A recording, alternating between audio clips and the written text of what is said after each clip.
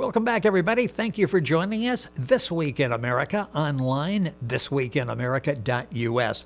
The illustrated children's book, Johnny's First Drum, takes its readers on a musical adventure of learning and discovery. Our hero, Johnny, receives a drum for his 7th birthday and quickly discovers that playing the drum or any other musical instrument is not as easy as it looks. Johnny's First Drum received the prestigious Pinnacle Book Achievement Award, shares one young man's adventure of discovering the world of playing drums with the hope of inspiring readers who also want to learn to play a musical instrument. The book is written by Curtis Cooper, educator, author, composer, musician. Curtis began playing drums when he was 10, has been teaching drums and music since 1972. At age 11, he was marching in parades. Soon he was touring with a drum and bugle corps. At 15, he joined a working rock and roll band, began composing award-winning percussion ensembles at age 16, started teaching that same year. While teaching private music lessons, Curtis wrote 6 music books for drum students. A prolific songwriter, composer of the rock opera The Ballad of Johnny Rose. After 10 years of teaching grade school music, Curtis found a new calling, a life enrichment director, using his many talents to work with people living with Alzheimer's disease, becoming an avid advocate and volunteer fundraiser for the Alzheimer's Association of Oregon. Curtis Cooper, author of the award-winning Johnny's First Drum, is with us on This Week in America. Curtis, welcome to the program. It's great to have you with us. Well, thank you, Rick. It's great to be here. This is really a thrill. Love the book and the concept of the book. And as I'm reading about Johnny now, he got his drum when he was 7. I said it was 10 when you started. Is this, in a sense, autobiographical? Are we seeing a little bit of Curtis and Johnny in this book? Yeah, I believe we are. Yeah, I started at 10. Picture books are for a younger audience. And so I adjusted the age because the book is going to be read mostly to kind of kindergarten through 4th grade or so. So I thought I should inspire the younger kids who, instead of waiting till 5th grade when I started. I chose. Plus, it rhymes with whatever it was. It works out from an artistic standpoint, so we'll go with that. We'll go with when he was 7. Talk about there's so many lessons, and they're not really hit you over the head lessons, but as you're reading about Johnny, and I mentioned in the beginning that we all see a musical instrument and think, boy, that'd be fun to play. It takes a lot of work to play a musical instrument of any kind, doesn't it? It sure does. It sure does. They're all very, very difficult.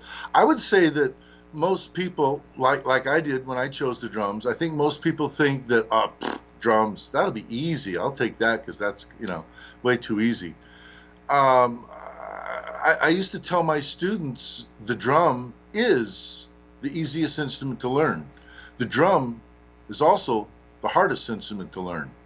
It's easy in the sense that you can pick up a few basics and sit down and tap along with the rock and roll band, do a few basic songs, but there's a whole world of competition out there where there's drum solos, drum soloists, multi-percussionists.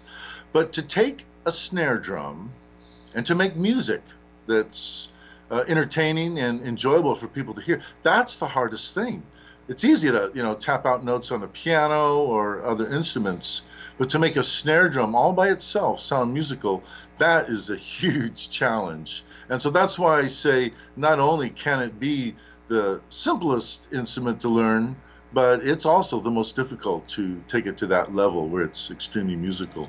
And you really, once you watch, and Johnny gets the drum, and then he's mesmerized by the circus band when the circus comes to town. Talk about that experience, because he's watching from a whole new light. It's not like he's sort of a musician too, and he's watching every move they make, the interaction they have. He's totally wrapped up in their performance. Yeah, that's, and the again, that spectrum of musicianship, from the lowest to the most advanced. The more advanced types of drumming would be marching band, drum and bugle corps, that sort of thing. Very, very similar to the highest level of jazz drumming and orchestral drumming. So he was seeing, some really good drummers, some really great stuff, and he was seeing some amazing hands doing some amazing things. And that's what happened to me. I was a little kid in San Jose, California, and there was this drum and bugle corps called the what are they called? The San Jose Rebels, and we had three-corner hats and little buckles on our shoes and the long tails on our coats. And I got there thinking, oh boy, I'm going to be like everybody else. And boy, was I surprised to discover there were some kids, even younger than me, doing some amazing things. And so it was seeing all these other guys where I just kind of went, wow, you got to be kidding me.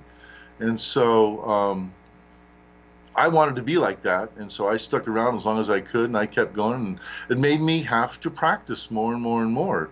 In the beginning, when I first started playing, I was in 6th grade, and I had a drum and a cymbal and a guitar player and a couple of other friends who played instruments. And we could play some of the real basic pop songs that were around back then. That was easy. But to march and play complex music, that was like, oh my gosh, you got to be kidding me. And so it took a while. And it really did. And for me, it wasn't necessarily the circus, but being in a drum and bugle corps is exactly the same as watching those marching drummers as they lead the circus into town before they set up and have their shows going on. You described... I'm sorry. I was going to say that just the last thing on that note, it's kind of historical also, because this is what really happened in the 1800s throughout America, throughout the small towns. The circus came marching into town with a big parade. And everybody's like, ooh, yeah. And that's how it all started. Then they set up, and the circus took it away from there. But so there's a combination of what's going on nowadays and old history, because the drums have been around for a very long time.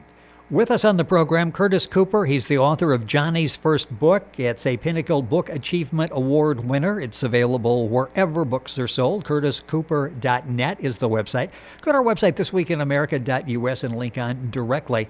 The book is geared for a younger audience, and you bring in some musical concepts so they're able to understand that. Talk about the challenge of bringing in some of the musical concepts, some of the terms that are used, but keeping them basic enough that someone in that grade level would understand and have an appreciation for. Well, probably the most simple one of those would be the beat. Yes. I start off talking about that. I still today lead drum circles. I take all my conga drums and things to senior living homes, and I've got all these people staring at me going, what are we going to do? You want us to play? And the first thing I tell them is, everybody follows the beat. And all we have to do is just play the beat. Sometimes that's all the drummers do. Just beat, beat, beat, tap, tap, tap. And that's the simplest thing you can do. And if you can play along with a song, your favorite band or music of any sort, you've got the first start. And then as you develop and get more complex from there, everything still follows the beat. It's the beat that holds everything together. It's like the glue that keeps the musicians playing together at the same time. And in drumming, there's also something called the backbeat. And that's what you hear on the snare drum in rock and roll. Boom, boom, boom, boom, that backbeat. And then there's the upbeat. Boom, chick, boom, chick, boom, chick, boom, chick. Yes. And that's something that we see. And we can see all of this in the conductor's hands. And that's one of the best illustrations in the book is this wonderful picture of the conductor's hand holding the baton. And that's where it all starts, following the leader, following the conductor. And by following that beat that we see in the baton, that holds us together, and it gets us started. So we start with the beat, we add a little bit more, we get a little more complex. And no matter how complex we get, we still must follow the beat. And so that's the first real concept. Some of the other ones have to do with the different instruments. We talk about the drum, and of course this is called Johnny's First Drum, and we have the pictures of the snare drum. And then you join the school band and you realize, oh my gosh, there's about 50 other instruments here. Yes. I have to learn how to play. So again, being a percussionist, you may think it's the slow kids sitting in the back of the room back there. But in reality, they've got a lot more to do than many of the other instrumentalists in the orchestra or the band. They're all focusing on one instrument, doing everything they can to get that one instrument perfect. A percussionist has to learn just tons and tons, depending on how versatile they want to be. And eventually they have to start reading bass clef to play the timpani. They have to start reading treble clef to play the xylophone and the bells and all those things.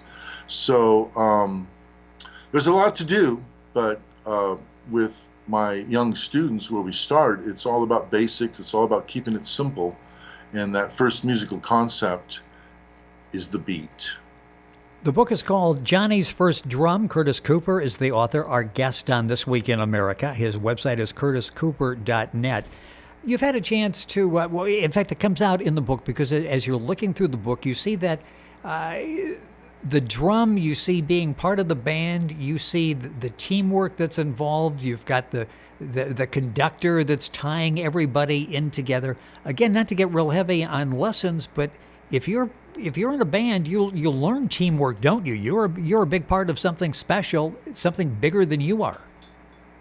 Hopefully. Yes. Or you're not in the band very long. Yeah. Yeah. That's the concept. But, I play with a lot of musicians, and they don't always all get the concept.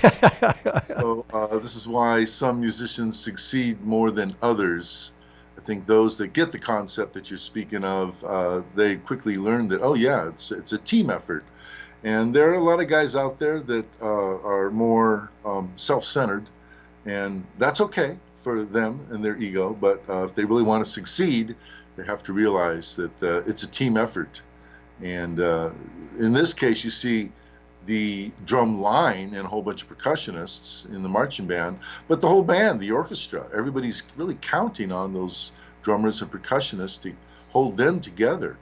And if they don't play in a team-like manner, then we've got chaos. We don't want chaos. Exactly. No. Avoid chaos at all costs. I mentioned your background, and you've done so much, written so many books, and this is the picture book that's sort of very basic. This is very easy to read. It's inspirational for a young person. It gives them something they can look at and go, "Wow, I would like to be part of that." Why did you decide to do the picture book? What was the motivation in doing this particular book, Johnny's First Drum? Well, to be honest, a good friend of mine was working on his book. My wife wrote a book of her own, and they were both entering the Scholastic book writing contest. And so they'd asked me for help on their two books. And so I've just got involved in looking at these two books and helping them with it. And like many of my songs that I write, I was out in the yard working one day when inspiration just struck. And I sat down and started writing. And later that day, my first draft was done. With this book, I did a lot of fixes and edits. With the follow-up books, they came out pretty quickly. At a certain point, I just became inspired. And before this book, the inspiration had shifted from writing drum solos and drum books. During the 20th century, from about 1972 to 2001, everything I wrote was mostly percussion music, drum music. And then about 2001, when I entered the seminary and I became a choir director, my inspiration shifted, and I started writing inspirational songs. And so for several years, I was just cranking out these songs, and they would just, again, come to me in a moment of inspiration. And that's how this book came out, because I was working with two people writing children's books, picture books. The inspiration just followed, and there it was. It's kind of weird. I never take credit for writing my songs. I always say that God wrote this song and he channeled it through me, and I was just the vehicle that wrote it down for him. And this book is kind of the same way. And since this book, I've written 5 or 6 other picture books, and they all seem to just happen like in a day, in an hour. Seriously, all my songs were written in about an hour. I would be at the seminary taking classes in Berkeley, and driving home, I would get these ideas in my head, and I'd get home, I'd start writing, and an hour later I was done. And I wrote over 50 songs that way. And these books came out the same way, just as quickly. They just flowed through me. So because of that, I really can't take all the credit for it. I really have been inspired from the Supreme Being, the divine cosmic above. Well, you've been a good messenger in getting the book out there. You've done an excellent job with Johnny's First Drum. Curtis Cooper, our guest on the program, the book, the Pinnacle Book Achievement Award winner. A few minutes left in the program. I'd like to talk about the role of music, and we'll talk about where you started teaching and touch on the choir, and then up now in working with people with Alzheimer's. Talk about the role of music, what it meant to you, and what you've seen in students where it certainly enhanced their lives, and I'm sure in some cases has probably altered their lives. And I say that because so often when schools go through problems and they need to start, whacking the budget, it's like, let's eliminate some of the arts. That's sort of something that we really need to focus more on, some of the core courses. Talk about the role of music in your life and what you've seen in working with others, because you've taught at every grade level, including college. Well, yeah, this concept starts with me. I was a decent student and in elementary school, and I started taking drum lessons. And at first, it was just one of the many things I did. I was involved in sports and other things. And then something happened, and I kind of snapped and wasn't getting along in school anymore with my studies and my teachers and grades and stuff. And the one thing that I hung on to was playing the drums, was music. And it kind of got me through elementary school and got me into junior high school. And all of a sudden, I was part of the band, and I found something that I really felt like I was part of. And so for me, I would say music was like a savior. And then over the years, I have taught hundreds and hundreds of students, private les school. And I've been blessed to experience the same thing where I've got students who have problems at home, problems with their studies, and learning music. One of my first great stories is I had a mother brought her young second grader to me a long time ago, and he had learning issues, and she brought him to me to learn how to learn. And so through learning something fun and exciting like music, playing drums, he became a good learner. And after about a year and a half or so, he was doing much, much better at his studies in school. And through his mother, I had several other students that came to me that had various degrees of mental challenges. And so even at that extreme, I saw how music was very beneficial for them. And then again, throughout the years, just I've had people who came to me because their parents said they had to. I've had parents come to me I've had students come to me because they were looking for some kind of stress relief, older students who were working professionals. And so I've seen it on just, every type of level. Even playing in bars when I was a kid, I used to recognize that there'd be some old timer sitting at the bar and he'd look all depressed. And we'd start playing, and all of a sudden he'd kind of spark up, he'd come to life, he'd start tapping, he'd start dancing. I can remember playing in high school dances. And after a break, all the kids are sitting up in the bleachers, and I would start just playing the cowbell. And shoom! 10,000 bodies come rushing down to the dance floor, and just everybody's rocking and rolling, just like that. Again, just the beat was it on the cowbell, and it got everybody going. So I've just seen the power of music as it affects. I know for a fact how it affects me. It makes me feel good. There's been times in my life where I was very depressed, and music just made me feel good. And I've seen that response in others. So recently, in my old age, I've sort of shifted gears, and now I work with seniors living with dementia. I started off working with assisted living and working for independent seniors, and then all three: independent, assisted, and memory care. And I've seen people that were virtually comatose, people that couldn't speak. I have a lot of my residents really can't, they're losing the ability to communicate. They don't talk very well. Some of them can't talk at all. They can only say a few words. And I noticed as I'd be playing music, I look over and some of these people that do absolutely nothing, they're singing along with me.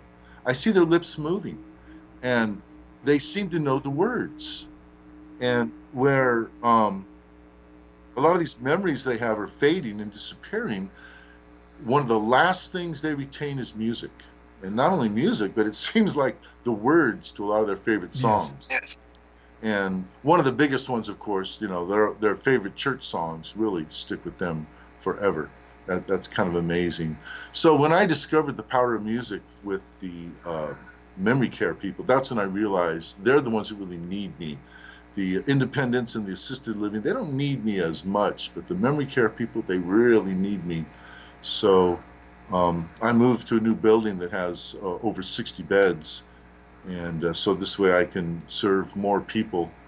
And it's turned out that, music has definitely become the number one activity that we have. I do as much as I can with them, arts and exercise and bingo and games and, bus trips and just talking and all kinds of things. But it's still the music that gets them all out of their rooms and the number one activity. So I'm just really amazed at where my path in life has taken me. Well, the power of music and the gift that you have. For you, it started around age 9. For Johnny in the book, it started at age 7 for artistic purposes, creative purposes in writing the book. Curtis, you do an excellent job with the book. This is going to motivate a whole new generation of young people out there to get them excited about music and what music has to offer. The book is Johnny's First Drum. Curtis Cooper, our guest on the program. The book is excellent reviews, Pinnacle Book Achievement Award winner. Curtis's website is curtiscooper.net. You can link on directly by going to our website, thisweekinamerica.us. Curtis, it's been a pleasure, a lot of fun to have you on the program. Keep up the good work. What you're doing now is really important, and it's so encouraging to hear that music, even though you can be in very difficult circumstances, music is sort of something that triggers some response in us, and it has to be very rewarding to do that and to see people that normally you're not communicating a lot with, suddenly their lips are moving along with a song you're performing. Has to be maybe one of the most rewarding aspects of your life so far, isn't it? It really is. The healing power of music. It's absolutely amazing. Well, thank you so much for joining us on the program. Once again, the book we're talking about, Johnny's First Drum. Curtis Cooper, our guest. The website, curtiscooper.net. Books available wherever books are sold. And you can go to our website, thisweekinamerica.us. Curtis, thank you for being with us on the program. Thank you, Rick. It's been a pleasure. You're welcome. You're listening to This Week in America. Information on Curtis and his book available at thisweekinamerica.us. And we're back on today's program right after these messages.